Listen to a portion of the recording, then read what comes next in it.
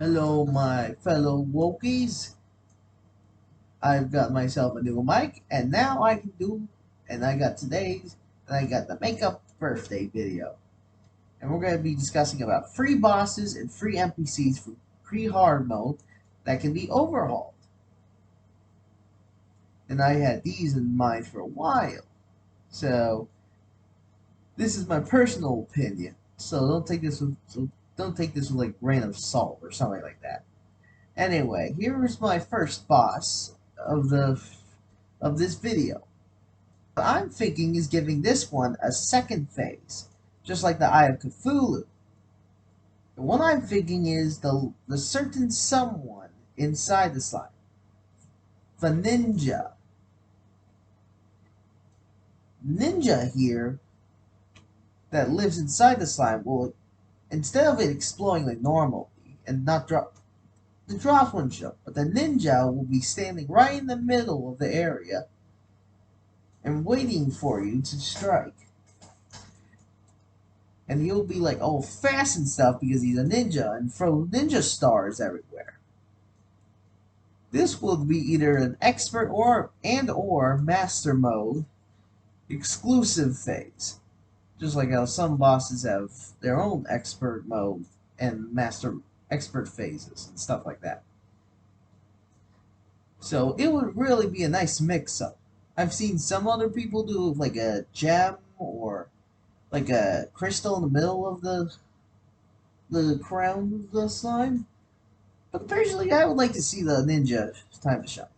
Fun fact: it turns out the ninja that lives inside the slime is actually the guy's brother. So basically, you could say you're fighting the guy's brother. And there will be some unique dialogue after it, too, just to top it all off. Second phase, too. Instead of like just speeding up and like doing a whole bunch more dashes, or better yet, it'll do diagonal dashes.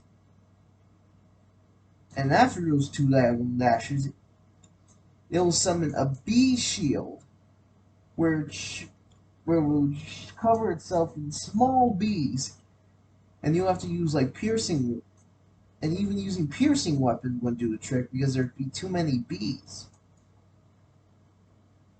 So you have to wait for, unless there's like an area in that shield that defeats the bees. You'll have to wait for that to get. You'll have to hit the shield down until there's a nice opening where you can blast away at the queen bee, and she'll be shooting far more stingers, and she would even dash, and she would even do a psych out dash where she dashed, do a turn, fly over you quickly, and no, do a diagonal dash while in the middle of her normal dash, and it'll really throw you off, and their damage and health and all that will be increased. So that really ought to mix up the game, so that way you'll have to step up your bee killing game. Alright, and finally we have the last pre-hard mode boss of the whole pre-hard mode. It sounds stupid, but you get what I'm saying. The Wall of Flesh. It's basically the barrier between pre-hard mode and hard mode. Once you defeat that thing, you'll get instant access to hard mode. And also the sixth and or seventh accessory slot, depending if you're on expert or master mode.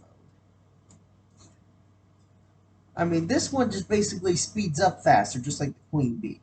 But I'm thinking something a bit more different. What if it splits up and then it slowly closes onto you in one area? The only way you'll be able to access is going. No, it'll be in the box of flesh, where it basically traps you, with the bottom being just some flesh, and the two eyes being on the left and right respectively, and the top would be the mouth, and then it'll launch a bunch of laser attacks and leech monsters and all of that. You won't have those grabbing ones; they'll just show up from the eyes, and they'll all close up into you until you die, and then it just disappears, and then it just moves down. And it'll look strange, but it'll be cool. And then it'll be a much more different take on fighting the wall of flesh. Yeah, imagine if it was just a bunch of guides. That'd be stupid. Alright, now we have the guide himself. The guide here would get a nice crafting overhaul. He would even sell some things. So you would actually get more details, like what enemy you can get from, like how much, what other things you can make later with it, all that stuff. It'll be like that crafting guide. You know, one of those mods where it's basically better, where it's just a crafting UI. It'll be basically that, but an NPC, and for 1.4. Think of it as like that. Alright, next up is the merchant, where you basically get him from by getting some loose change from enemies and pots. Anyway, you just have to get enough, at least get half of a gold coin in order to get them to move into your house or any house. It's actually quite different from. This is actually quite different. He'll be he'll be a nice overhaul, because instead of like selling the usual things, he'll sell more things the more gold you have.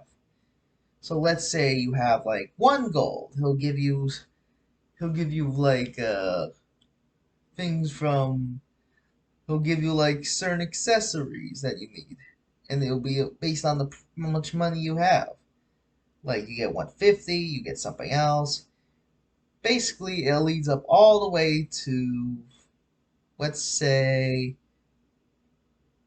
let's say 5 platinum,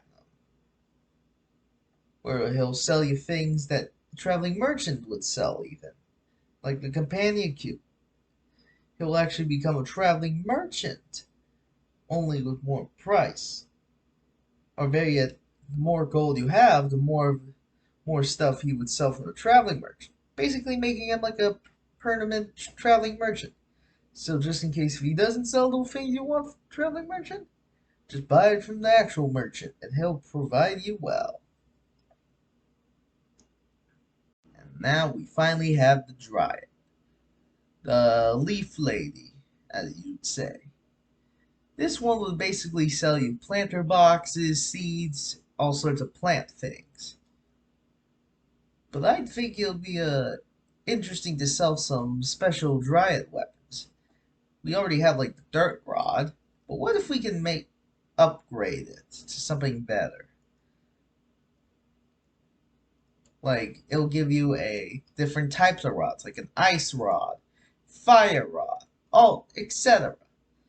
It'll basically sell you more rods as you go on.